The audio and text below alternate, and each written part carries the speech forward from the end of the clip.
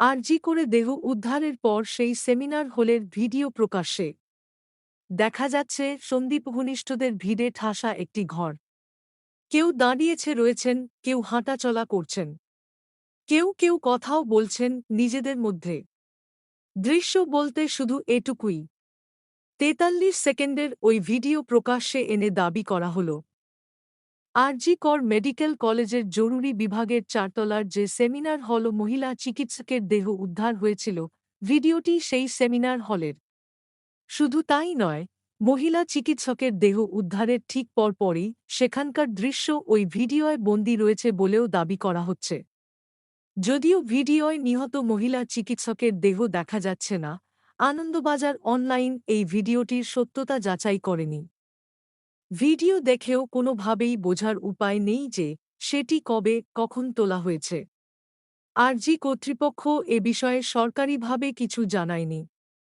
মহিলা চিকিৎসককে ধর্ষণ খুনের ঘটনায় তদন্তভার এখন সিবিআইয়ের হাতে।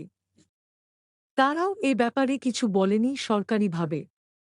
মহিলা চিকিৎসককে ধর্ষণ খুনের ঘটনায় ধৃত সেই সিভিক ভলান্টিয়ারের একটি ভিডিও আগেই প্রকাশ্যে এসেছিল, ওই ভিডিওটিরও সত্যতা আনন্দবাজার অনলাইন যাচাই করেনি।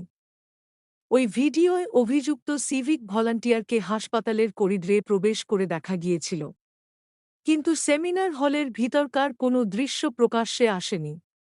সোমবার নতুন যে ভিডিওটি প্রকাশ্যে এসেছে, সেটি সেই সেমিনার হলেরই বলে দাবি করা হচ্ছে। ভিডিওয় দেখা যাচ্ছে একটি ঘরের ভিতরে বহু লোকের ভিড়, অন্তত জনা ৩০-১। দাবি, তাঁদের মধ্যেই ছিলেন আরজি কর মেডিকেল কলেজের প্রাক্তন অধ্যক্ষ সন্দীপ ঘোষের তৎকালীন আপ্তসহায়ক প্রসূন চট্টোপাধ্যায়, সন্দীপের আইনজীবী শান্তনু দে, হাসপাতালের ফরেনসিক মেডিসিনের শিক্ষক দেবাশিস সোম। আরজি কর মেডিকেলের আউটপোস্টের ওসি সঞ্জীব মুখোপাধ্যায়কেও ওই ভিডিওতে দেখা যাচ্ছে বলে দাবি করা হয়েছে।